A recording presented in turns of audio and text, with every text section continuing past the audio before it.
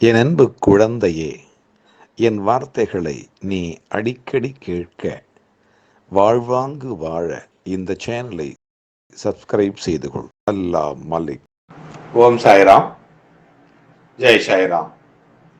உலகெங்கிலும் இருக்கிற என்னுடைய சாயி சொந்தங்களுக்கு இவ்விதமான கூட்டு பிரார்த்தனைகளை வெற்றிகரமாக நிகழ்த்துவதற்கு என்னை பெற்ற பெற்றோர்களுடைய வாழ்த்துக்களாலும் நான் வணங்குகின்ற எல்லா தெய்வங்களுடைய பிரதிநிதியாக இருக்கிற நம்முடைய சாயிநாதருடைய பேரருளினாலும் உங்களுடைய பேராதரவினாலும் இத்தகைய பிரார்த்தனைகளை வெற்றிகரமாக நிகழ்த்துவதற்கு முயற்சிகளை மேற்கொண்டிருக்கிறோம்.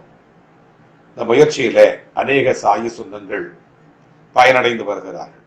ஒருவேளை அந்த பிரார்த்தனையிலே அவர்கள் பயனடையவில்லை என்று சொன்னால், அதாவது அவர்கள் விரும்பியவுடன், அவர்கள் நேர்ந்து கொண்டவுடன் அந்த பிரார்த்தனைகள் நடக்கவில்லை என்று சொன்னால், சில நேரங்களிலே நம்மை அவர்கள் மதிப்பது இல்லை. நம்மை மதிக்காவிட்டால் பரவாயில்லை, நாம் சாதாரணமான மனிதர்கள், நாம் காசுக்காக உழைப்பது இல்லை, அது அனைவருக்கும் தெரிந்த உண்மை. இருந்தாலும் கூட அவர்கள் காசு வாங்கவில்லை என்று சொன்னாலும் கூட ஏதோ நம்மை, நான் அன்றைக்கு செய்து கொண்டிருந்தேனே அந்த அந்த பிரார்த்தனை பலிக்கவே இல்லையே, அது ஏன்? கொஞ்சம் கூட என்னிடத்திலே கருணை இல்லையா சாயப்பாவிற்கு, கேட்டு சொல்லுங்கள் என்று சொல்லுவார்கள். அது மட்டுமல்ல, ஏதோ பணியாளரை விரட்டுவது போல நம்மை விரட்டுவார்கள். என்னதான் நடக்கிறது, என்னதான் ஆகிறது என்று அவர்கள் நம்மை ஏசுவார்கள் சில நேரங்களில். அதே மாதிரி மிகவும் அனுபவசாலிகள் கூட, நல்ல வயது முதிர்ந்தவர்கள், அனுபவசாலிகள், ஆன்மீகத்திலே திளைத்து எழுந்தவர்கள், மெத்த படித்தவர்கள், அறிவிலே முதிர்ந்தவர்கள் என்று அனைவரும் கூட இந்த கேள்வியை நம்மிடத்தில் கேட்கிறார்கள். சில நேரங்களிலே அதற்கு பதில் சொல்ல முடியாமல் நானும் திக்குமுக்காடி போவேன். எத்தனை முறை சொல்வது? ஒரே பிரார்த்தனையை ஒரு பிள்ளை ஒரே பிரார்த்தனையை ஒரு நாளைக்கு 5 முறையாவது கேட்கும். ஒரு சில பிள்ளைகள் ஒரு வருடத்திற்கு அதையே கேட்டுக்கொண்டிருப்பார்கள். யாருக்கு எதை எப்பொழுது முடித்து தர வேண்டும் என்பது சாயப்பாவிற்கு தெரியும். நமக்கு ஒரு வருடத்திற்கு அதையே கேட்டுக்கொண்டிருப்பார்கள். யாருக்கு எதை எப்பொழுது முடித்து தர வேண்டும் என்பது சாயப்பாவிற்கு தெரியும். நமக்கு அதை பரிந்துரை செய்வதிலும், அந்த பிரார்த்தனைகளை, பாபாவை, அந்த கருணையை, அந்த கருணை பார்வையை, அந்த கருணை கடலை ஊடுருவி செல்லுகின்ற ஒரு நல்ல ஒரு செய்தியை சமிக்ஞையாக அனுப்பத்தான் முடியும். அதை செய்து கொடுப்பது அப்பாவிடத்தில் தான் இருக்கிறது, நம்மிடத்தில் இல்லை என்பதை அவர்கள் அறிந்து கொண்டார் இல்லை, புரிந்து கொண்டார்கள் இல்லை. ஒரு உதாரணத்திற்கு, நம்மிடையே கிட்டத்தட்ட 5 ஆண்டுகளாக இடைவிடாத பணிகளை செய்து கொண்டிருக்கிற நம்முடைய சகோதரி பத்மினி அவர்களுக்கு கூட அதே குறைதான். எப்பொழுதும் இதையே தான் கேட்டுக்கொண்டிருப்பார்கள். அவர்களுடைய பார்வையிலே அவர்கள் குறையோடு வாழ்வதாக அவர்கள் எண்ணிக்கொண்டிருக்கிறார்கள். ஆனால் பிரபஞ்சத்தின் பார்வையிலும் இறைவனுடைய பார்வையிலும் அவர்கள் மேலான ஒரு வாழ்க்கையை வாழ்வதாகத்தான் அவர்களுக்கு தெரியும். அவர்களுக்கு புரிவதில்லை. நம்மை விட எத்தனையோ கீழானவர்கள், துன்பத்தை அனுபவிப்பவர்கள் அநேகம் பேர்கள் இருக்கிறார்கள் என்பதை நாம் அறிந்து கொண்டுதான் ஆக வேண்டும்.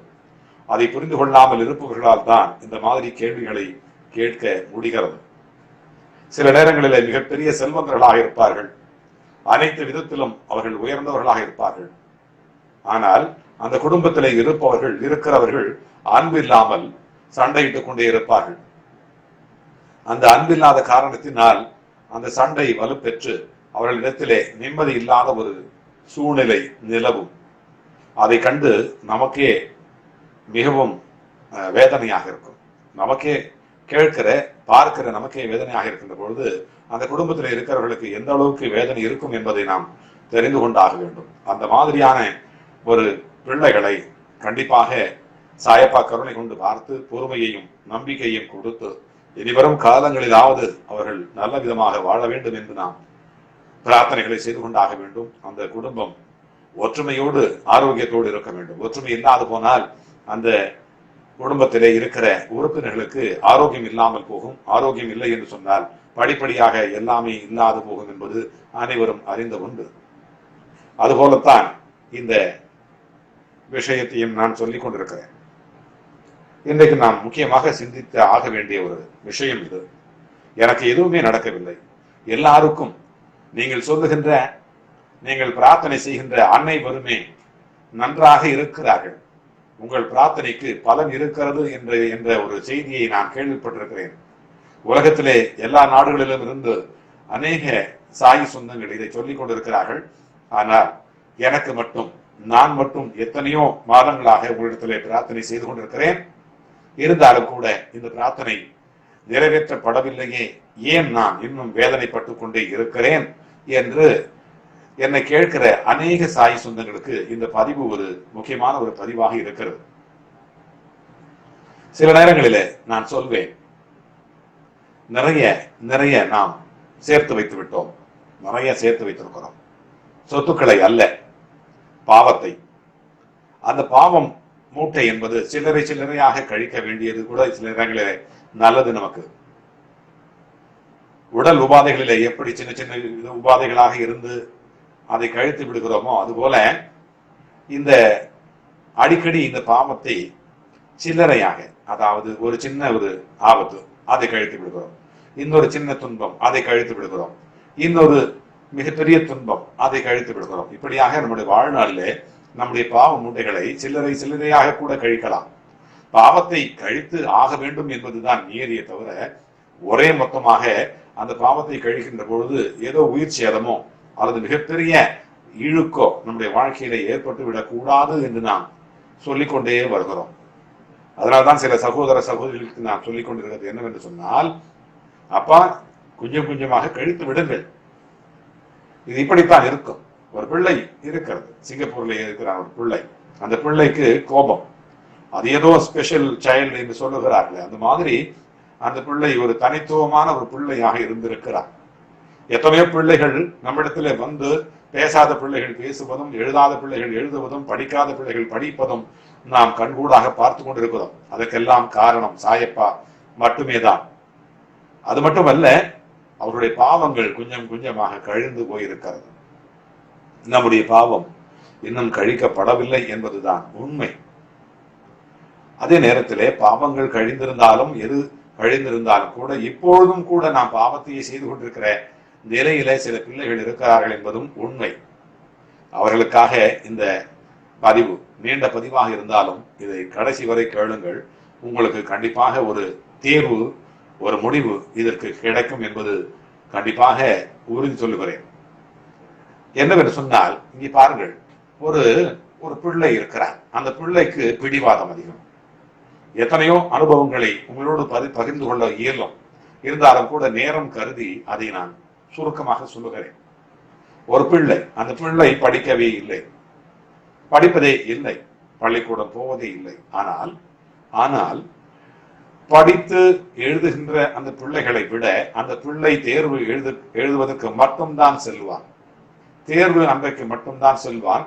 ஆனால் பள்ளிக்கூடத்திலே அவனுக்கான அந்த பதிவுகளை, நேர பதிவை, தினப்பதிவுகளை அந்த பள்ளிக்கூடத்திலே ஏற்றுக்கொண்டார்கள். ஏனென்று சொன்னால், இந்த பிள்ளை ஒரு பிடிவாத பிள்ளை, ஏதோ ஒரு பிடிவாதம் பிடித்து ஒரு ஸ்பெஷல் சைல்டு என்று சொல்லுகிறோமே, அதுபோல இந்த பிள்ளையையும் கருதி கொண்டு அந்த பள்ளிக்கூடத்திலே அனுமதி கொடுத்திருந்தார்கள். அந்த பிள்ளை பள்ளிக்கூடத்திலே சென்று தேர்வை எழுதுகிறான். தேர்வை எழுதக்கூடிய நிலையில அந்த தேர்வு வந்து அந்த தேர்வினுடைய முடிவுகள் வருகின்ற பொழுது அந்த பிள்ளை தான் முதல் மாணவனாக தேர்ச்சி பெறுகிறான். இது எவ்வளவு பெரிய அதிசயமாக இருக்கிறது. இது போல எத்தனையோ அதிசயங்கள் நிகழ்ந்திருக்கிறது நம்முடைய பிரார்த்தனையிலே. அதுபோல இப்பொழுது ஒரு சின்ன கதையை நாம் பார்ப்போம். என் அன்பு குழந்தையே, என் வார்த்தைகளை நீ அடிக்கடி கேட்க, வாழ்வாங்கு வாழ இந்த சேனலை சப்ஸ்கிரைப் செய்து கொள். அல்லாஹ் மலிக்.